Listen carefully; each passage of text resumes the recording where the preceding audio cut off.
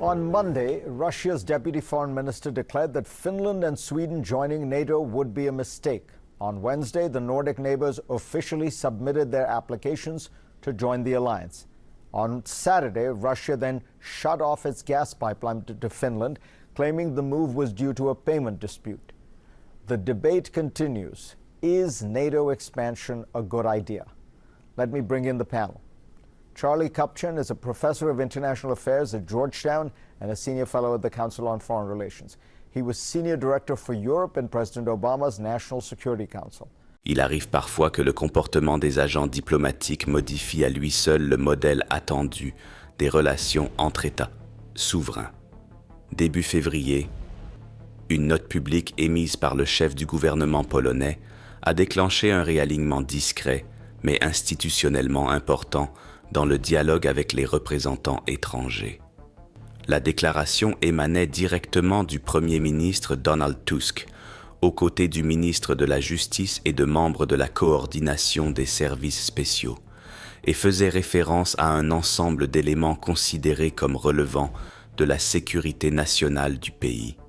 Même si le contenu était rédigé dans un ton formel, le contexte était remarquable. Il s'agissait d'une réponse indirecte aux récentes attitudes de l'ambassadeur des États-Unis à Varsovie, Tom Rose, dont les déclarations publiques dépassaient les limites traditionnelles du rôle diplomatique.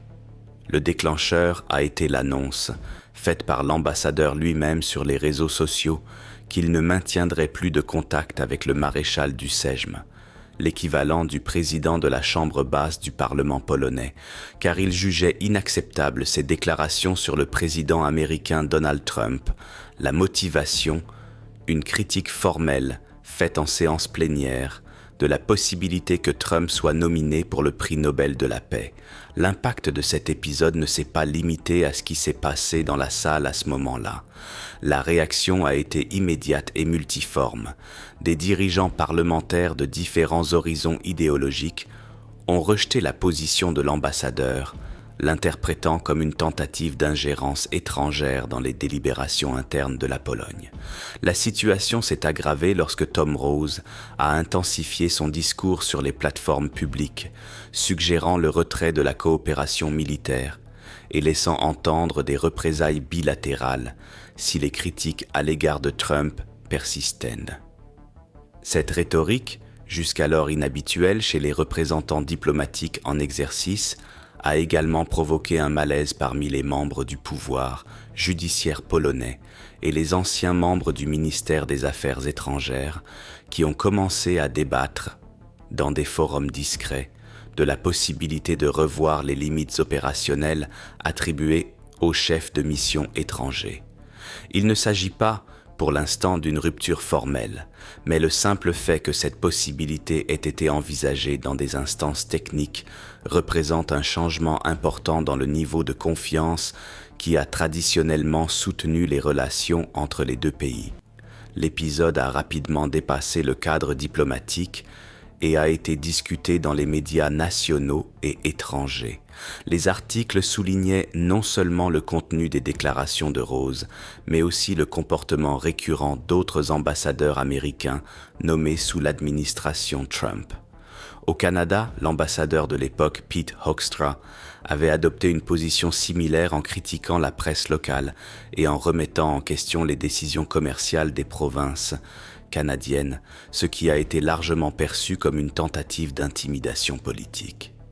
La répétition de ce modèle rhétorique, désormais dans différents pays alliés, a commencé à être interprétée par les analystes comme un indice qu'une partie de la diplomatie américaine fonctionnait, dans la pratique, avec des directives autonomes, façonnées davantage par la loyauté personnelle envers un leadership politique national que par l'alignement avec la politique étrangère du gouvernement en place à Washington. Au cours des jours qui ont suivi la crise à Varsovie, d'autres éléments ont contribué à l'intensification du débat institutionnel. Lors d'une conférence de presse, le Premier ministre Donald Tusk a explicitement évoqué la nécessité d'enquêter sur la base de rapports techniques préliminaires, sur l'éventuel lien entre les réseaux internationaux de traite des êtres humains et des personnalités associées à l'ancien gouvernement américain. Cette mention bien que prudente, a mis en lumière un sujet qui n'était jusqu'alors abordé qu'en coulisses. La présence de personnalités liées à l'affaire Epstein dans les cercles d'influence internationaux et l'impact de ce réseau sur les institutions démocratiques des pays alliés. Le geste de Tusk, effectué dans un cadre très formel, a non seulement servi d'avertissement, mais aussi de délimitation de ce que le gouvernement polonais considère comme acceptable dans la logique des alliances stratégiques. À ce stade, la tension ne se limitait plus à des publications isolées de diplomates, mais concernait directement l'intersection entre politique étrangère, souveraineté nationale et intégrité institutionnelle. Ce scénario a suffi à relancer un débat qui était resté en suspens au sein du Parlement polonais. La possibilité d'une révision partielle de l'octroi du statut diplomatique aux représentants étrangers qui dépassent les limites constitutionnelles du pays hôte. Même si cette mesure nécessite des étapes formelles complexes, sa simple proposition révèle le degré de gêne provoqué par les ambassadeurs dont les actions s'écartent des principes traditionnels de la diplomatie multilatérale. Le cas de Tom Rose, dans ce contexte, n'est que l'exemple le plus récent d'une dynamique plus large et peut-être coordonnée, qui met à l'épreuve les mécanismes institutionnels de contention mutuelle entre pays alliés. Dans le cadre de ce nouvel arrangement, il devient de plus en plus pertinent d'observer comment les États souverains redéfinissent, dans la pratique, les limites de la tolérance à l'égard d'une diplomatie fondée sur la loyauté personnelle. Tout porte à croire que l'espace réservé aux discours personnalisés et aux positions conflictuelles se réduit, non seulement en raison d'une décision unilatérale des gouvernements hôtes, mais aussi d'une prise de conscience progressive que certains modèles d'action représentent un risque systémique pour l'architecture internationale elle-même, construite au cours des dernières décennies. Pour ceux qui suivent ces mouvements avec attention, l'intérêt d'une analyse continue et contextualisée qui va au-delà des épisodes isolés et aide à comprendre comment des décisions apparemment ponctuelles s'inscrivent dans des modèles institutionnels plus larges est évident. C'est avec cet engagement que nous continuons à suivre les développements. C'est dans ce contexte que le comportement des représentants américains commence à être considéré non plus comme une exception localisée, mais comme s'inscrivant dans une logique plus large, potentiellement systématique. Au cours des 3 dernières années, la politique de nomination diplomatique des États-Unis a été réévaluée par les gouvernements étrangers, non seulement en fonction de ces critères techniques, mais aussi en raison de la persistance de comportements qui amplifient les tensions institutionnelles. Le cas de la Pologne est emblématique, mais pas isolé. En janvier dernier, l'ambassadeur des États-Unis au Canada, Pete Hoekstra, a accordé une série d'entretiens à la presse locale dans lesquels il affirmait ne pas comprendre le fossé grandissant entre les deux pays, même après des mois de discours ambigus et de déclarations provocantes de sa part contre les décisions commerciales canadiennes.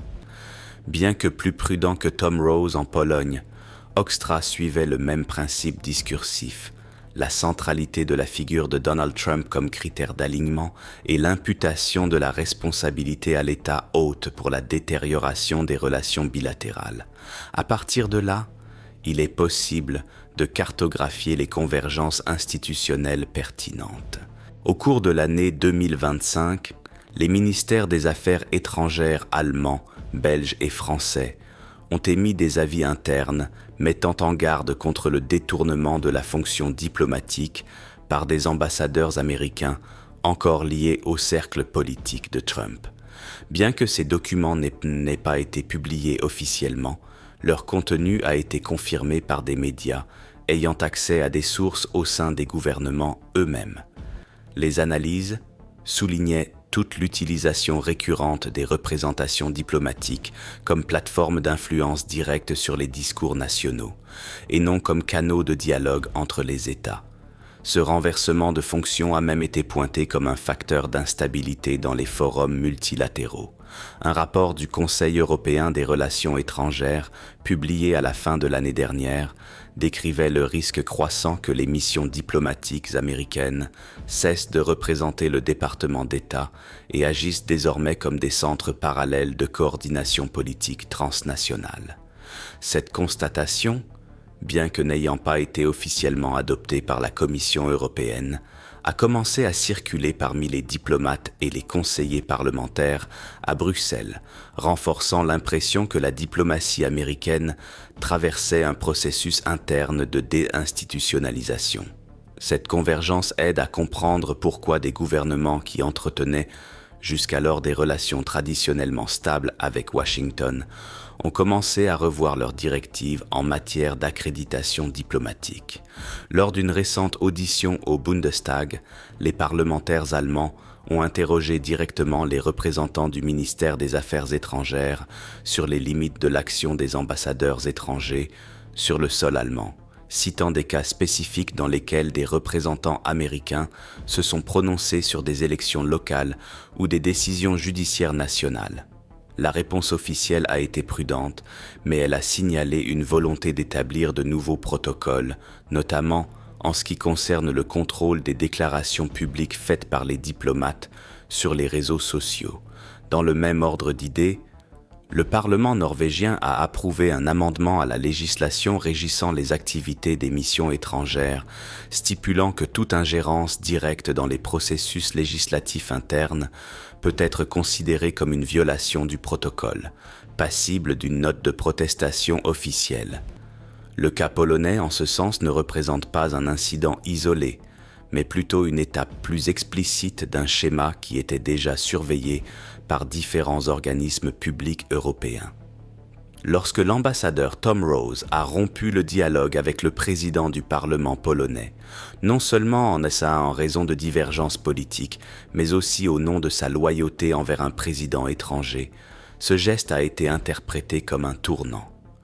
Pour la première fois, le décalage entre le discours des diplomates américains et la politique étrangère officielle des États-Unis est devenu indéniable aux yeux des observateurs internationaux. Et ce décalage a remis en question non seulement la crédibilité des ambassadeurs concernés, mais aussi la cohérence même du système diplomatique américain. Après tout, si les représentants d'un pays ne reflètent pas les directives publiques de leur gouvernement actuel, que représentent-ils exactement? Cette question est devenue récurrente dans les cercles stratégiques de l'OTAN, en particulier dans les commissions chargées de la coordination des politiques de défense et du partage des renseignements. L'une des craintes exprimées lors de récentes réunions, selon des sources liées à la diplomatie suédoise, est que les canaux diplomatiques américains soient utilisés dans certains cas pour collecter des informations politiques nationales de manière parallèle, à l'insu des chancelleries locales. Cette hypothèse reste à prouver, mais sa simple formulation révèle le degré d'érosion de la confiance institutionnelle. Dans le cas de la Pologne, ce débat a pris un caractère plus urgent lorsque les déclarations de l'ambassadeur ont été interprétées comme une menace indirecte à la présence des troupes américaines dans le pays. Même si ces troupes font partie d'un accord multilatéral dans le cadre de l'OTAN, l'insinuation d'un retrait unilatéral, faite par un diplomate sans fonction militaire, ni autorisation explicite du Pentagone, a été considérée comme une tentative d'intimidation politique et a suscité des réactions immédiates de la part du ministère polonais de la Défense. Cette escalade contrôlée, mais continue, des conflits impliquant des représentants diplomatiques a conduit les gouvernements alliés des États-Unis à revoir leur stratégie de confinement. Ce qui était auparavant considéré comme un incident isolé est désormais interprété comme le symptôme d'une fragilité plus générale, l'absence de délimitation claire entre le rôle de l'État et l'action de personnalités politiques ayant leur propre agenda. Ce vide institutionnel devient encore plus visible lorsque des membres de la presse, des chercheurs universitaires et même d'anciens diplomates souligne la difficulté croissante d'identifier avec précision la ligne politique réellement promue par les missions diplomatiques américaines. Concrètement, cela signifie que les alliés historiques des États-Unis commencent à agir comme s'il existait simultanément deux diplomaties américaines opérant en parallèle. L'une, formelle, guidée par le département d'État et le corps technique permanent. L'autre, informelle, dirigée par des personnes nommées fidèles à un projet politique antérieur avec des directives non déclarées. Cette perception commence déjà à influencer les décisions. Récemment, la Belgique a reporté, sans justification publique, le renouvellement des accréditations de 2 membres auxiliaires de l'ambassade américaine à Bruxelles.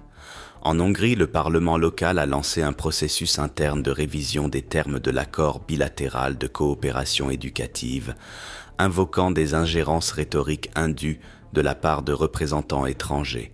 Et au Portugal, des sources proches du ministère des Affaires étrangères ont confirmé qu'un nouveau protocole interne avait été approuvé pour surveiller les interactions non sollicitées des diplomates avec les membres du pouvoir législatif. Aucune de ces mesures ne constitue une rupture. Toutes opèrent dans les limites légales de la diplomatie internationale, mais l'ensemble des signaux indique une tendance, l'affaiblissement de la tolérance institutionnelle face à la diplomatie de loyauté personnalisée. Pour ceux qui suivent ces mouvements, il devient de plus en plus important de garder un œil attentif sur les ajustements du système international, non pas en raison des ruptures visibles, mais en raison des micro-décisions qui révèlent une refonte stratégique en cours. C'est précisément pour cette raison que des analyses comme celle-ci, basées sur un contexte et des sources vérifiables, aident à mieux comprendre ce qui est réellement en jeu. Au fur et à mesure que la réflexion avance, différentes interprétations sur le véritable poids institutionnel des récents épisodes liés à l'action diplomatique des États-Unis dans les pays alliés deviennent plus claires. Parmi les spécialistes du droit constitutionnel, les anciens diplomates et les analystes de politique internationale, ces interprétations s'organisent autour d'axes distincts qui, bien qu'ils ne s'excluent pas totalement, produisent souvent des diagnostics divergents.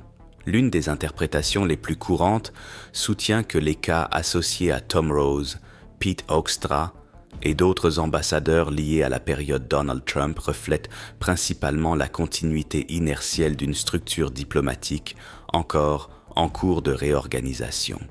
Selon cette interprétation, les épisodes observés résulteraient du maintien de nominations qui n'ont pas été remplacées pour des raisons administratives ou pour des raisons de convenance politique interne, et non de la mise en œuvre d'une directive active de l'administration actuelle. Pour ce groupe, même si le comportement de ses représentants génère des frictions et une usure ponctuelle, il ne modifierait pas de manière substantielle la politique étrangère officielle, qui continuerait d'être menée par le département d'État par le biais de ses canaux institutionnels traditionnels. D'autres analyses cependant soulignent un problème de nature moins circonstancielle. Dans cette lecture alternative, les ambassadeurs en question non seulement sont restés à des postes sensibles par décision consciente de l'administration actuelle, mais continuent d'agir avec un degré d'autonomie susceptible d'affecter la cohérence de la diplomatie américaine. L'absence de réprimande publique, le maintien de leurs accréditations diplomatiques et le silence prolongé de Washington face aux controverses renforceraient l'impression que, même après le changement de cycle politique, certains segments de l'appareil d'État restent disposés à tolérer, voire à exploiter, une diplomatie personnalisée, façonnée par les loyautés et les liens des administrations précédentes. Dans cette perspective, les événements récents ne seraient plus des exceptions isolées, mais constitueraient plutôt des expressions visibles d'un phénomène encore controversé. La tension permanente entre l'institutionnalité historique de la diplomatie américaine et son instrumentalisation par des projets politiques de continuité. Une partie importante du débat se concentre également sur les effets concrets de cette dualité fonctionnelle. Certains analystes avertissent qu'en l'absence de mesures correctives claires, le mode d'action de ces diplomates tend à compromettre la prévisibilité des relations internationales impliquant les États-Unis. dans les environnements multilatéraux tels que l'Organisation du traité de l'Atlantique Nord, l'Union européenne ou les forums commerciaux mondiaux, la cohérence des positions est considérée comme un atout stratégique fondamental. Lorsque les représentants d'un même pays émettent des signaux contradictoires ou adoptent des positions autonomes qui entrent en conflit avec les déclarations officielles, le résultat immédiat est rarement une rupture formelle, mais plutôt un processus graduel d'érosion de la confiance. En ce sens, les épisodes impliquant la Pologne et le Canada, bien que spécifiques, contribuent à une accumulation d'incertitudes qui peuvent affecter la crédibilité des États-Unis en tant que partenaire prévisible dans les négociations internationales. En revanche, certains analystes relativisent l'impact de ces événements. Ils arguent que, dans un contexte de conflit politique interne, le maintien de certains diplomates peut répondre à des calculs domestiques, tels que la volonté d'éviter des tensions avec des bases électorales spécifiques, ou de ne pas fournir d'arguments supplémentaires à des adversaires. Selon cette interprétation, la diplomatie américaine ne serait pas désorganisée, mais fonctionnerait avec des marges d'ambiguïté délibérées afin de s'adapter à des pressions simultanées. Si cette hypothèse aide à expliquer l'absence de correction immédiate, elle soulève également une question supplémentaire.